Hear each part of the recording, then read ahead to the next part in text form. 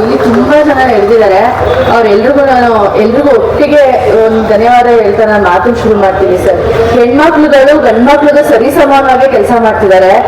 ಒಂದು ಸರ್ಕಾರದಲ್ಲಿ D group ಹುದ್ದೆಗೆ ಸರ್ಕಾರದಲ್ಲಿ ಒಂದು ಫೈಲ್ ನ ಈ ಕಡೆ ನೆತ್ತಿ ಈ ಕಡೆ ಗಿಡೋರ್ಗಿರೋಂತ ಫೆಸಿಲಿಟೀಸ್ಗೂ ನಮ್ಗಿಲ್ಲ ಸರ್.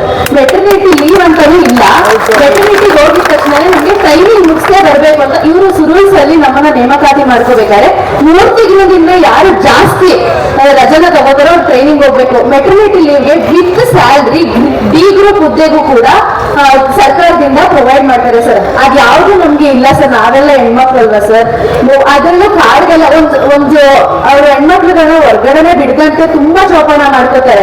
ಅಂತದ್ರಲ್ಲಿ ನಮ್ಮ ಪರಿಸ್ಥಿತಿ ಹಂಗಿದೆ. ಯಾಕಂದ್ರೆ ನಾವು ಬಡವ್ರ ಮಕ್ಕಳು, ನೇಮಕಾತಿಗಳು ಡಿಲೇ ಆಯ್ತು ಸರ್. ನಾನೇ ಫಾರ್ ಎಕ್ಸಾಂಪಲ್ 0.25 PSI ಮಿಸ್ ಆದೆ, 0.25 ತುಂಬಾ ಹುದ್ದೆಗಳನ್ನ ಮಿಸ್ ಆದೆ ಸರ್. ಆಪರ್ಚುನಿಟಿ ಇಲ್ಲದಂತೆ 2022 ಅಲ್ಲಿ ನೇಮಕಾತಿಯಾಗಿ ಮನೇಲೆಲ್ಲ ಬಾಯಿಗೆ ಬಂದಂಗೆ ಬೈತಾರೆ ಸರ್. ಯಾಕಂದ್ರೆ ನಮ್ಮ ಮನೇಲಿ ಫಸ್ಟ್ ಗ್ರಾಜುಯೇಟ್ ನಾನು ಒಬ್ಳೇನೆ.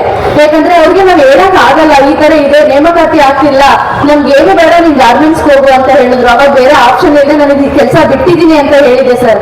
ಮತ್ತೆ ವಾಪಸ್ ಬಂದು ಇದೇ ಕೆಲಸಕ್ಕೆ ಜಾಯ್ನ್ ಆದೆ. ಇಲ್ಲಿ ಯಾವುದೇ ಫೆಸಿಲಿಟೀಸ್ ಇಲ್ಲ. ಆಮೇಲೆ ಬುಕ್ಕಿಂಗ್ ರಜಾ ಅಂತ ಇರುತ್ತೆ. ಹೆಣ್ಮಕ್ಳುಗಳಿಗೆ ಒಂದು ಪೀರಿಯಡ್ಸ್ ಆದ್ರೆ 5 days ಬ್ಲೀಡಿಂಗ್ ಆಗುತ್ತೆ. ಆಮೇಲೆ ವಾಕ್ ಮಾಡಕ್ ಆಗದೆ ಹೊಟ್ಟೆ ನೋವು ಕೂಡ ಕೆಲವ್ರಿಗೆ ಇದೆ ಸರ್. ಎಷ್ಟೋ ಜನ ಹುಡುಗಿರಿಗೆ ಹೇಳ್ಕೋಬಹುದು, ಹುಡುಗರಿಗೆ ಹೋಗಿ ನನ್ಗೆ ಈ ತರ ಪ್ರಾಬ್ಲಮ್ ಇದೆ, ನಮ್ಮ ಅಜ್ಜಿ ನೀವು ಮಾಡ್ಕೊಡಿ ಅಂತ ಹೇಳಕ್ಕಾಗಲ್ಲ. ಅದರಲ್ಲೂ ರೈತರಿಗೆ ಕೆಲವು ರೈತರುಗಳು ಗೊತ್ತಿಲ್ಲ ಸರ್.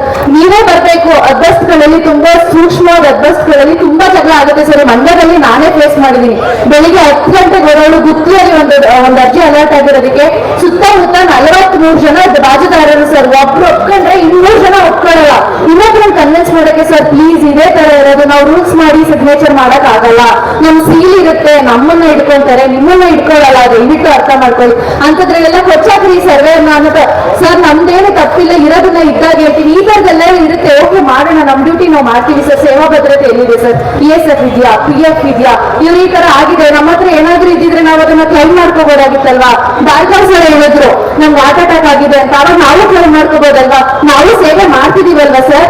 ಸರ್ಕಾರ GS ಗಳ ತರನೇ ನಮ್ದು ನೇಮಕಾತಿ ಆಗಿರೋದು sir. Same paper, same question paper. ಇಲ್ಲ ಸರ್. ನಾವ್ ಹೇಳ್ಬೋದು ಸರ್, ಇವತ್ತು ನೀವು ಇಲ್ಲಿ ನಿಂತಿದ್ದೀರಾ ಸರ್, ಇಂಥ ಆಪರ್ಚುನಿಟಿ ನಮಗೆ ಯಾವತ್ತೂ ಸಿಗಲ್ಲ ಸರ್. ಆದ್ರೆ ಈ ಸತ್ಯ ಹೇಳ್ತೀನಿ ನೋಡಿ ಸರ್, ರೈತರುಗಳಿಂದ ನಾವು ಈಸ್ಕೋಬಾರ್ದು. 100 ರೂಪಾಯಿ ಚಪ್ಪಲಿ ಹಾಕಿರ್ತಾರೆ ಸರ್, ನಮಗೂ ಅನುಭವೀಯತೆ ಇದೆ ಸರ್. 100 ರೂಪಾಯಿ ಚಪ್ಪಲಿ ಹಾಕಿದ್ರೆ ಹತ್ರ 500 ರೂಪಾಯಿ ಕೈ ಚಾಚ್ಬೇಕು ಅಂದ್ರೆ ಇಂಥ ಕೆಲಸ ಬೇಕಾ? ನಾನ್ ರೈತರ ಮಕ್ಕಳ ಫೀಲ್ ಮಾಡಿದ್ದೀನಿ ಸರ್. ಹೇಳ್ತಿದ್ದೀನಿ ಸರ್. ಸಿಸ್ಟಮ್ ಇಲ್ಲಿ ರೈತರುಗಳು ಕೆಟ್ಟದ್ ಮಾಡಿಸ್ತಿಲ್ಲ ಸರ್. ತಿಳಿದಿರೋರು ಓದಿರೋರು ಕೆಟ್ಟದ್ ಮಾಡಿಸ್ತಿದ್ರಿ. ಯಾರಿಂದ ಕೆಟ್ಟದ್ ಮಾಡಿಸ್ತಿದ್ದೀರಾ? ವಿದ್ಯೆ ಏನಕ್ಕಾಗಿ ಸರ್ ಇರೋದು? ವಿದ್ಯೆ ಪವರ್ಫುಲ್ ವೆಪನ್ ಸರ್. ನೀವೊಬ್ರು IAS ಅಧಿಕಾರಿ ಆಗೋದಕ್ಕೆ ದುಡ್ಡು ಸಂಪಾದನೆ ಮಾಡ್ಬೇಕು ಅಂತ ಬಂದ್ರ, ಅಥವಾ ನೀವು ಜನ ಸೇವೆ ಮಾಡ್ಬೇಕು ಅಂತ ಬಂದ್ರ ಸರ್? ನಮ್ಮ ಮನಸ್ಸಲ್ಲೂ ಕೂಡ ಸರ್, ಯಾವುದೇ ಓದ್ಬೇಕಾದ್ರೂ ಕೂಡ ನಾವು ಓದ್ಬೇಕಾದ್ರೂ ರೈತರು ಸೇವೆ ಮಾಡ್ಬೇಕು, ನಾವೊಂದು ಒಳ್ಳೆ ಅಧಿಕಾರಿ ಆಗ್ಬೇಕು, ನನ್ನ ನೋಡಿ ನನ್ನ ತಂಗಿದಿರೆಲ್ಲ ಇನ್ಸ್ಪಿರೇಷನ್ ತಗೊಂಡು ಓದ್ಬೇಕು ಅಂತ ಮಾಡಿದ್ರು ಸರ್. ನನ್ನ ಎಜುಕೇಶನ್ಗೋಸ್ಕರ ನನ್ನ ತಂಗಿ ಎಜುಕೇಶನ್ ಬಿಡಿಸಿದ್ರು ಸರ್. ನನ್ನ ತಂಗಿ ಫಸ್ಟ್ ಮ್ಯಾರೇಜ್ ಆಗಿದ್ದು, ಈಗಲೂ 2 ಗಂಡ್ಮಕ್ಳು ತಾಯಿ ಆಗಿರೋದು. ನಾನು ಹೋಗ್ತೀವಿ sir engineering, civil engineering graduate. CM Siddaramaiah ಅಂತ ಎಲ್ಲರೂ ಸನ್ಮಾನ ಮಾಡಿಸ್ಕೊಂಡಿದ್ದೀನಿ sir. 1 time state award winner, 1 time national award winner.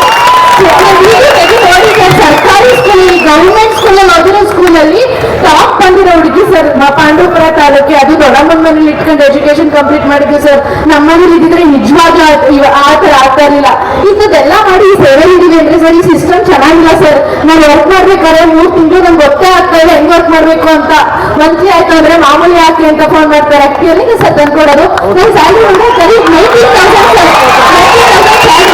Paper download, notice download, ಆಮೇಲೆ ಅಪ್ಲೋಡ್ ಮಾಡ್ಬೇಕು, ಜೆರಾಕ್ಸ್ ಕೊಡ್ಬೇಕು. ಎಲ್ಲಿ ಇರುತ್ತೆ ಸರ್ ಸರ್?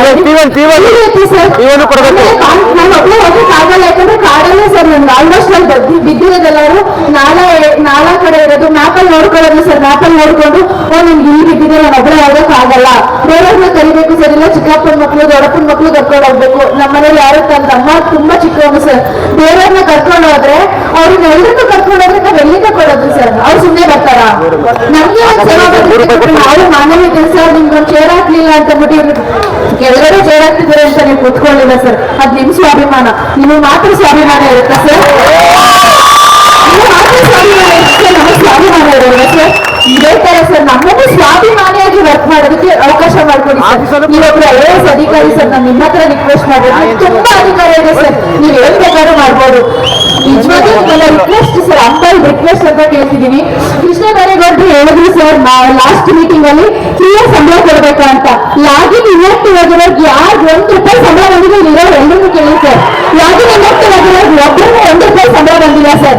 ಲಾಗಿನ್ ಆಕ್ಟಿವ್ ಇರೋರಿಗೆ ಮಂತ್ಲಿ 23 ಡೇಸ್ ಕಂಪ್ಲೀಟ್ ಮಾಡ್ಲೇಬೇಕು ಅಂತ ನೋಟಿಸ್ ಸಿಗ್ನೇಚರ್ ಮಾಡಿಸ್ತಾರೆ, ಕಾರ್ಯ ಮೀಟರ್ ಕಂಪ್ಲೀಟ್ ಆಗಿಲ್ಲ ಅಂತ ಅಂದ್ಬಿಟ್ಟು. ಆಮೇಲೆ ನಾವೇನಾದ್ರೂ ಮಂತ್ಲಿ ಟಾರ್ಗೆಟ್ ರೀಚ್ ಮಾಡ್ತಿಲ್ಲ ಅಂದ್ರೆ ಒಂದು ನೋಟಿಸ್ ಸಿಗ್ನೇಚರ್ ಮಾಡಿಸ್ಕೋತಾರೆ. ಕೊಡ್ತಾರಲ್ಲ ಇಂತಿಷ್ಟು ದಿನಗಳಲ್ಲಿ ನೋಟಿಸ್ ಅಪ್ಲೋಡ್ ಮಾಡಿಲ್ಲ ಅಂದ್ರೆ ಅದಕ್ಕೊಂದು ನೋಟಿಸ್ ಸಿಗ್ನೇಚರ್ ಮಾಡ್ಕೋತಾರೆ. ಇಷ್ಟು ಚೆನ್ನಾಗಿ ನೋಟಿಸ್ಗಳನ್ನ ತಗೋತಿದ್ರು, ಕೆಲಸ ಇಲ್ಲದ್ರು ಸಂಬಳ ಕೊಡ್ತಿದ್ದಾರೆ ಸರ್. ದಯವಿಟ್ಟು ಈ ವಿಚಾರನ ನಿಮ್ಮ ಹತ್ರ ನಾವು ಅಷ್ಟೇ ಮನವಿ ಮಾಡ್ಬೋದು ಸರ್. ನೀವೊಬ್ರು ಪವರ್ಫುಲ್ ವ್ಯಕ್ತಿ ಸರ್, ನಿಮ್ಮ ಅಧಿಕಾರ ನೀವು ತುಂಬಾ ಸರ್ ಬಂಡೆ ಆಗಿ ಸರ್, ಒಳ್ಳೆಯದ್ರಲ್ಲಿ ಬಂಡೆ ಆಗಿ ದಯವಿಟ್ಟು ನಿಮ್ಮ ಅಧಿಕಾರಿಗಳ ಸದುಪಯೋಗ ಪಡಿಸ್ಕೊಂಡು ನಮ್ಗೆ ನ್ಯಾಯ ಕೊಡಿಸಿ ಸರ್. ದಯವಿಟ್ಟು ಈ ಸ್ವಾಭಿಮಾನ, ನಿಮ್ಗೂ ಸ್ವಾಭಿಮಾನ ಇದೆ ಅಂತ ನಾನು ನೋಡಿ ಅಬ್ಸರ್ವ್ ಮಾಡೋದಕ್ಕೆ ಗೊತ್ತಾಯ್ತು ಸರ್. ಆ ಸ್ವಾಭಿಮಾನ ಬದುಕನ್ನ ನಾವು ಮಾಡೋದಕ್ಕೆ ಅವಕಾಶ ಮಾಡಿಕೊಳ್ಳಿ ಸರ್. ಎಲ್ಲರೂ ನಮಗೆ ಕೇಳ್ಕೊತಾರೆ, ಎಲ್ಲರಿಗೂ ತುಂಬಾ ಕಷ್ಟ ಇದೆ ಸರ್. ಮತ್ತೆ ಸಿಸರಿನ್ ಆದ್ಮೇಲೆ ಹೋಗಿ ಸಭೆ ಮಾಡಕ್ಕಾಗುತ್ತೆ ಸರ್ ಹೇಳ್ತಾರೆ. ಇಲ್ಲೇ ಇದ್ದಾರೆ ಸರ್, ತುಂಬಾ ಜನ ಇಲ್ಲೇ ಇದ್ದಾರೆ ಮಹಿಳೆಯರು. 3 ತಿಂಗಳಾದ್ಮೇಲೆ ಓಕೆ, ನಾವು 3 ತಿಂಗಳಾದ್ಮೇಲೆ ಒಂದ್ಸರಿ ಜಾಯ್ನಿಂಗ್ ಲೆಟರ್ ಕೊಟ್ಬಿಟ್ಟು ಇನ್ನೊಂದ್ರೆ ಟ್ರೈನಿಂಗ್ ಮಿಸ್ ಆಗೋದು. ಯಾಕಂದ್ರೆ ಟ್ರೈನಿಂಗ್ ನಮ್ ಸ್ವಂತ ದುಡ್ಡಲ್ಲಿ ಮಾಡ್ಬೇಕು ಸರ್. ಟ್ರೈನಿಂಗ್ಗೆ ನಮ್ಗೆ ಸರ್ಕಾರದಿಂದ ಯಾವುದೇ ಫೆಸಿಲಿಟೀಸ್ ಇಲ್ಲ. ಆ ಟ್ರೈನಿಂಗ್ ನಾವು ತಪ್ಪಿಸ್ಕೊಳ್ಳೋಕೆ ಏನ್ ಮಾಡ್ಬೇಕು, ಜಾಯ್ನಿಂಗ್ ಕೊಡೋಣ ಅಂತ ಅಂದ್ಬಿಟ್ಟು ಹೋದ್ರೆ, ಏನಮ್ಮ ಈಗ ನೀನ್ ತಗೊಂಡ್ರೆ ನಿಮ್ಮ ಸರ್ವೆ ಮಗು ಹೊತ್ಕೊಂಡು ಸರ್ವೆ ಮಾಡ್ತಿದ್ದೆ ಅಂತ ಮೇಲಧಿಕಾರಿಗಳು ಕೇಳ್ತಾರೆ. ಅದಕ್ಕೆ ನಾವೇನ್ ಆನ್ಸರ್ ಮಾಡೋಣ? ಈ ರೂಲ್ಸ್ ತಂದ್ರೆ ಯಾರು ಸರ್? ನೀವೇ ತಾನೆ, ನೀವೇ ನಿಮ್ಮ ಅಧಿಕಾರಿಗಳ ತಾನೆ. ನೀವು ಅಟ್ಲೀಸ್ಟ್ ಇದನ್ನ ನೀವು ರಿಪೋರ್ಟ್ ಮಾಡಿ ಹೇಳಿ. Maternity leave 6 months with salary ಮಾಡ್ತಾರೆ ಸರ್, ವಿತೌಟ್ ಸ್ಯಾಲ್ರಿ ಅಂತ ಬಂದು ಟ್ರೈನಿಂಗ್ ಇಲ್ಲೇ ಕೆಲಸ ಮಾಡಕ್ಕಾಗಲ್ಲ ಸರ್. ಸಿಸೇರಿಯನ್ಸ್ ಆಗಿರುತ್ತೆ.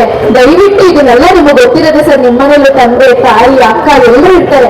ದಯವಿಟ್ಟು ಇದನ್ನೆಲ್ಲ ದಯವಿಟ್ಟು ರಾಮನ್ ರಿಕ್ವೆಸ್ಟ್ ಎಲ್ಲರೂ ಪರವಾಗಿ ₹100 ಚಪ್ಪಲಿ ಹಾಕಿ ಮತ್ತೆ ₹500 ಇಸ್ಕೊಳ್ಳೋದು ನಂದು ಸ್ವಾಭಿಮಾನ ಇದೆ ಸರ್. ಅದು ದಯವಿಟ್ಟು ಸ್ವಾಭಿಮಾನ ಬದುಕನ್ನು ನೀವು ಶಿಕ್ಷೆಯಾಗಿ ಕಳಿಸೋ. ನಿಮ್ಮ ಯಾರು ಮಾಡಿದ್ದಾರೆ ಸರ್, ನಿಮ್ಮ ಹೆಸರನ್ನ ನೆನ್ಪಿಟ್ಕೊಂಡು ನಮ್ಮ ಜೀವ ಇರೋದು ಕೆಲಸ ಮಾಡ್ತೀವಿ. Thank you.